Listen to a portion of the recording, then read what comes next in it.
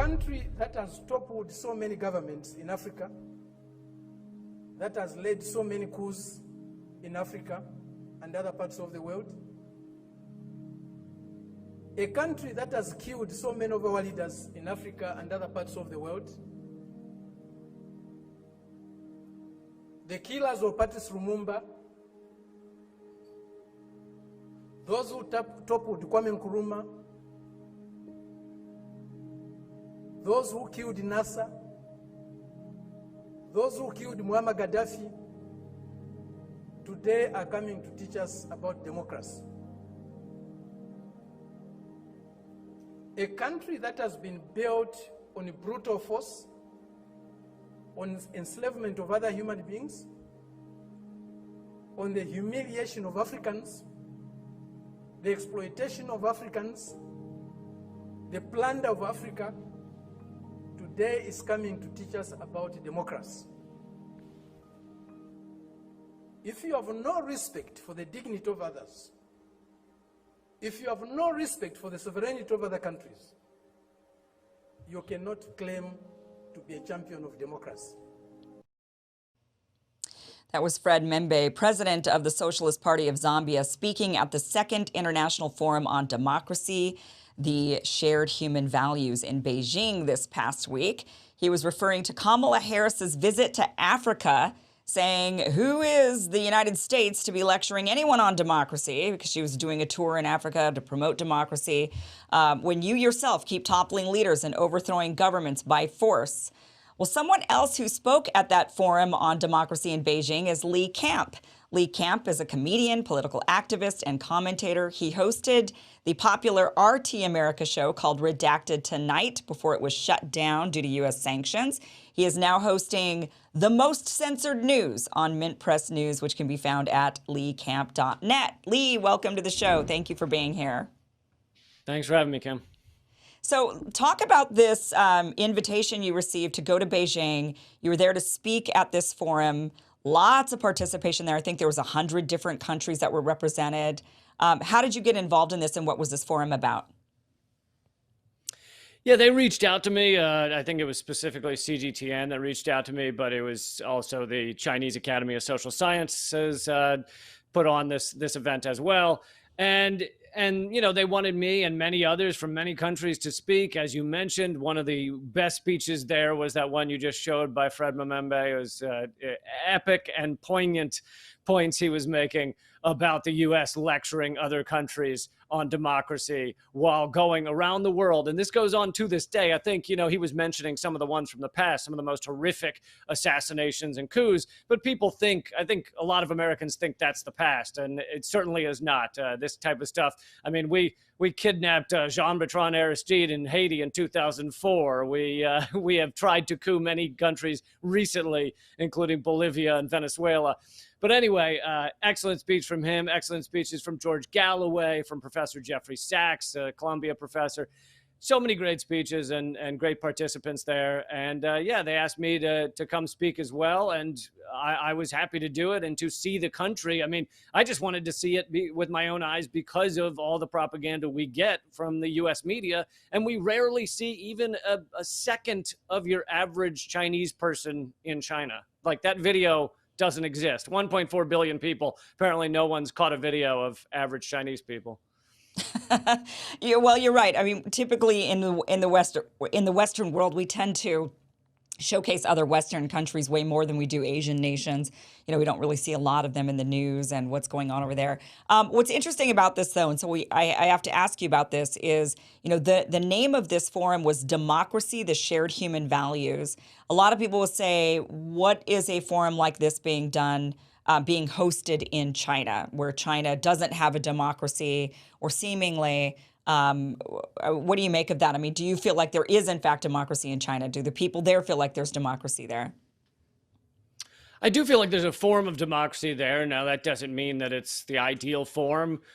Sure, I'd love a lot of differences in most countries, but as George Galloway said on the stage there in his speech, and most people know George Galloway is the 6th-term member of UK Parliament and now has a very popular show, but he said, And he apparently was quoting, he said, someone who was on Chinese television who had said, in China, you can't change the party. It is the Communist Party with a lot of capitalism in China, let's be honest, but it is the Communist Party. You can't change the party, but you can change the policies. In the US, you can change the parties all you want, but you can't change the policies. Our parties agree on 80 to 90% of all the structural issues of this country, and then we act like we have democracy. It's laughable to say we have democracy. So yes, I do not claim to speak for all of China or to love every aspect of China. I don't really defend, in my views, I don't really defend any large police forces for any country, and that includes the U.S. But let's be honest, the U.S. has more per capita in prison. Until a few years ago, we had more by sheer number than any other country. We still have more per capita than almost any other country. And our police forces are massive. And in China, from everything I saw and from the people I talked to, and again, I was in Beijing. I was in one city out of this massive country. I spoke to a handful, more than a handful, but I spoke to a bunch of people there. But there, yes, there. I'm sure there are plenty of people that don't love the police presence, but they're also not afraid that their police are going to shoot them for no reason. That happens a lot in the U.S. We had a record number, over 1,200 police killings last year, but in fact, that is half of the real number. The Lancet Medical Journal covered a extensive study that showed that over half, 55%, I believe, of all police killings don't get written down as police killings. So the real number is more like 2,400 a year in America, and it's just outrageous. So, it is. All these things are shades of gray, and I think, again, as Fred Memembe said, America has no leg to stand on to criticize. Yeah, I mean, that's definitely true. There's no doubt about that. I'm with you. I don't trust any large country's government, or just government in general. In a lot of ways, you have to always scrutinize every government and know that most governments that are out there are looking for ways to control their population one way or the other. Right. And China has very specific ways that they're trying to control their 1.4 billion people. But here in the West, in the United States, we have our government figuring out ways to control us. And one of the differences with China, compared to how we do it, is it seems like our country uses division, anger, get everybody to hate each other and squabble about culture issues so they don't actually pay attention to the real things that matter. Just get everyone pointing the finger and hating each other on a morality level. To where then you don't have to worry about anything really, truly effective being voted on and actually passing through. You could just keep this facade up of a two-party system when you're right. We change the parties, but nothing changes ever. The theater in the U.S., I think, is far more effective in making people think we have this wonderful, legitimate democracy, when in fact, and I mentioned this study a lot because I think it was so important, but a large Princeton study in 2014 showed that literally essentially zero, ever gets through Congress that does not align with corporate interest. So there can be things Americans want that gets through Congress if it aligns with corporate interests. But if Americans want something that does not align with the oligarchy, does not align with corporate America, then 0% chance of the time does it get through. Meaning we don't actually, what Americans want is not actually going through our government ever. And so it's not a democracy. And then, of course, you add on that the fact that we are essentially the only nation that votes on black box machines that you can never see the code and never see whether any of it was actually tallied the way you're told. Democracy is not the word I would use.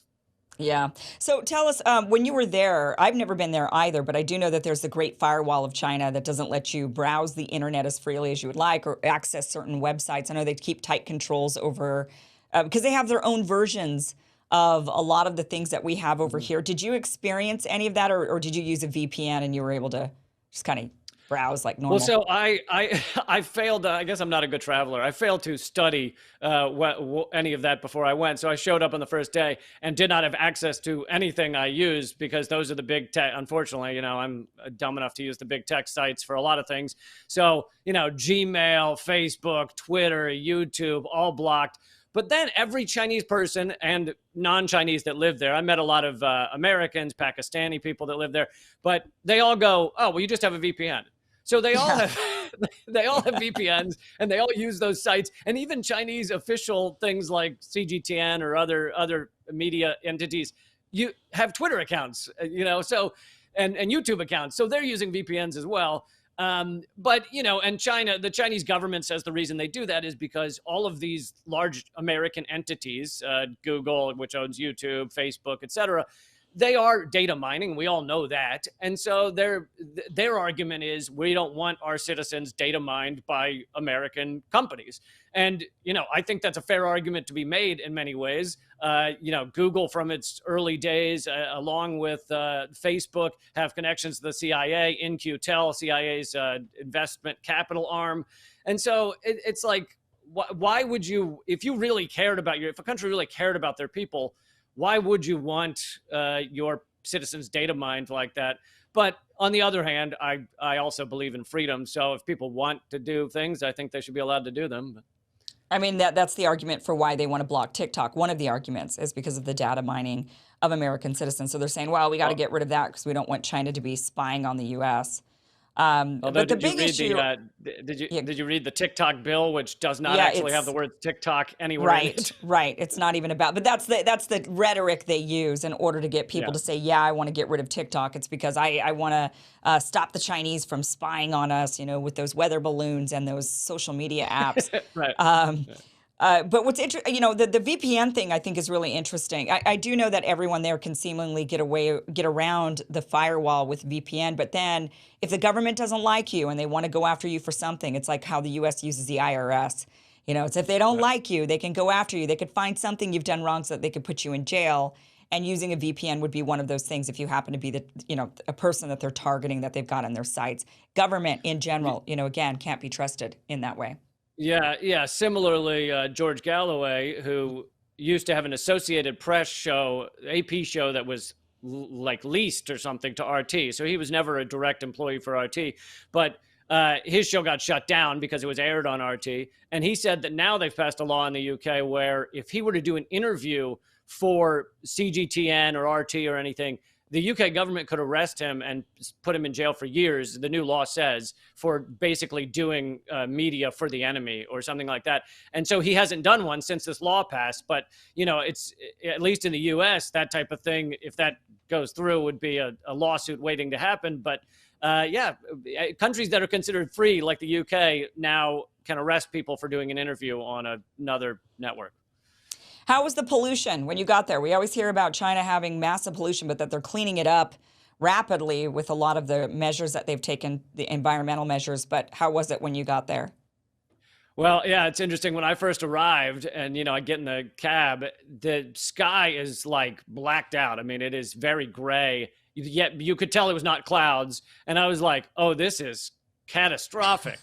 It turned out that they had a fairly rare, although they're becoming more frequent, sandstorm come through. And so a lot of that was from sand. I mean, later in the week, there were sunny days.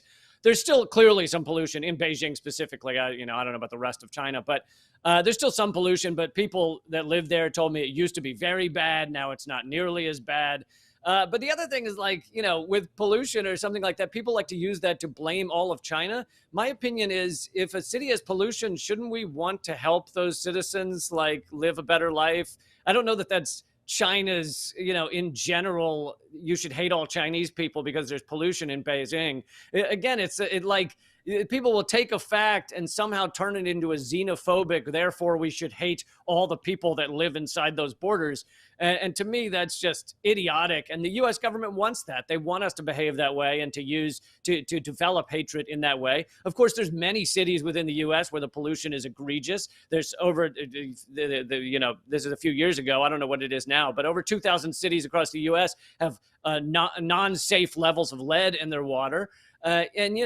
Other countries could point to that and say that's absolutely a failure of the U.S. government. But also we should say that's not necessarily a failure of the U.S. people. We should, other countries don't hold that against an entire group of people because there's pollution somewhere. So I think people need to think about that in a more sophisticated way.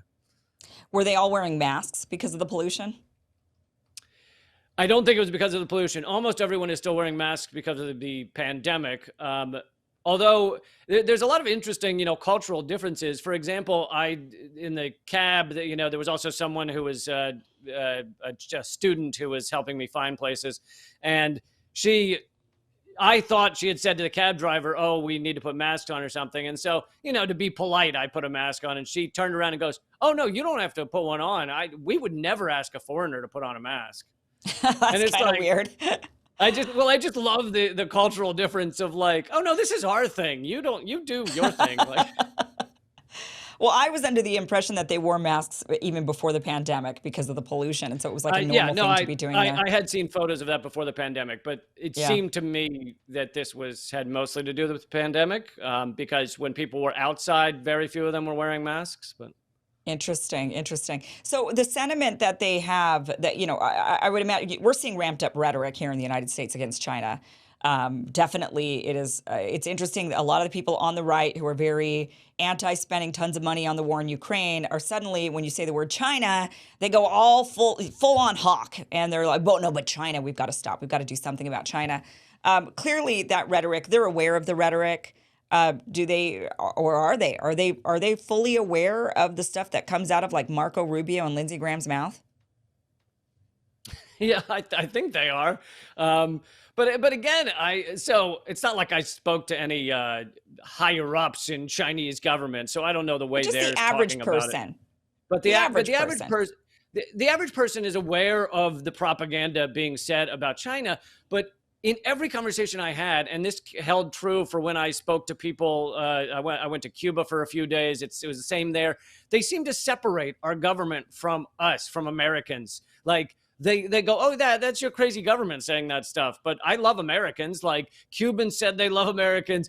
Every Chinese person I met, many of them had been to America, been to various areas, New York City or wherever, and they were like, "Oh yeah, I had a great time. I love it." And they seem very good at separating the government from the people. Whereas I feel like most of our propaganda we get on our mainstream airwaves wants Americans to conflate the people of a country with the government, as if, everybody born within Russia's borders is evil, whether even a baby, even like a 2-year-old, just innately evil.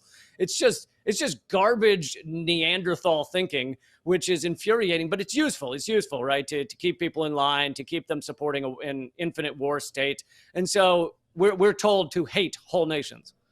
Well, it's right, and I think the idea behind that is if you could get the people are at fault essentially for not turning on their government, not wanting to overthrow their government, and in anger, right, and topple them Gaddafi style.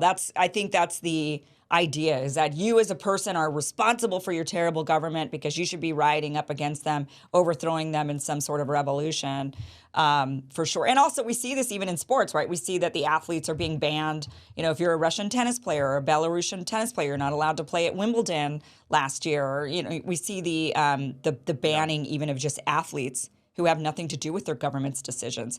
But you're right, it's an interesting how there is that difference in the world. Even in Iran, I know that the Iranians feel the same way. They love America and Americans, or they're ambivalent to us, but they don't like the U.S. government.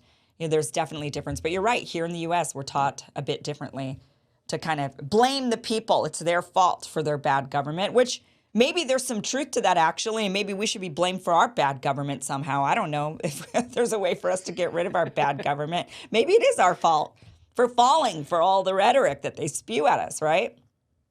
Yeah, well, I guess you could fault people for falling for it, but what control do we really have? I've devoted my life, and I think in many ways you have as well, to stopping people from falling for it. So. Right. So, what would you say was the most surprising thing, and even a disappointing thing about your trip to China? Well, yeah. The disappointing thing was that I didn't realize that all the websites don't work. But yeah, a surprising thing, I guess, was how polite people are, how friendly, extremely friendly, and this doesn't mean just people that were there to bring me to the forum. This is random people on the street and in stores and things. I think sometimes it's tough with things to understand the cultural difference. or we can't step outside of ourselves. For example, there are many places. I mean, I also was in the most surveilled area of the most surveilled city of all of China, which is, so you can go see Tiananmen Square. I couldn't get tickets, but you can go see Tiananmen Square. But there is tons of security around it.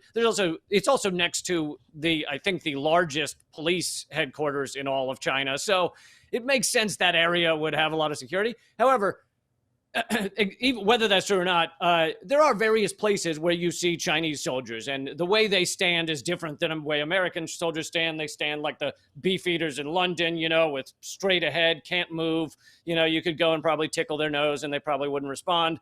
And I think that scares Americans to see that. But then I thought about it, and it's like, we have like grunts with automatic rifles across their chests in our airports. And nowadays, I mean, maybe right after 9/11, it freaked people out. But nowadays, you don't even notice them. You just walk by as if it's nothing. And I think that's the way most Chinese respond to those soldiers standing around. It's kind of similar to our soldiers on the streets.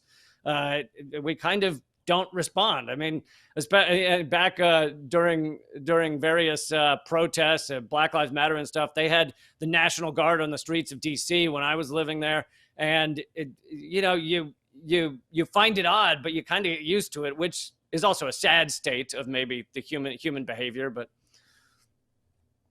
yeah, it's interesting. Did you have a chance to go and look at their equivalent websites? I'm curious about that. I've been wanting to check out their version of Google, their version of Twitter, their version of Facebook. Were you able to browse around and see any of that while you were there? I've seen some of them because I know people put up my videos on websites like Bilibili, which is one of their sites. But it is all in Chinese, oddly. I don't know why they do that. And so I can't actually follow any of it. So I have not spent long on them. I've been wanting to see those. I know that they were made and they're supposed to be extremely similar, if not identical. But it's their own version because they don't want the Western version in there. And I've always been curious to see them, but you can't access them either from overseas. You have to be in China. I tried once. I tried one time and I got a notice. Well, the notice just said, because of your geographical location, you can't access this. And then I tried the VPN, but I can't get a VPN inside of China. They don't have that. So it's, you can't see it. And so that's just the one thing I would be curious about, amongst many other things, but very interesting. Well, you know something else you can't see in any region of the world is my Redacted Tonight clips on YouTube. That's been banned as well, so. Gosh, yeah. I mean, insane world we're living in. So overall, this democracy conference that they held, what was the overall sort of sentiment, the tone at the end of it? Yeah, it was that democracy is important, that we need democracy. I think there was obviously, for good reason, a lot of criticism of the U.S., but like you mentioned, there were dozens and dozens of countries represented. This was not just a senator from Pakistan was there, the former prime minister of Japan, the former prime minister of Thailand. Whereas I didn't watch any of it, but I know that Joe Biden had his democracy summit as well, which invited many authoritarian and puppet governments, Netanyahu, Zelensky. And so this is the so-called summit on democracy that Biden put together, including Macron, which we're seeing a lot of good democracy in France right now. So, again, there's not a leg to stand on. Yeah. Was there any criticism at all of the democracy or the government in Beijing?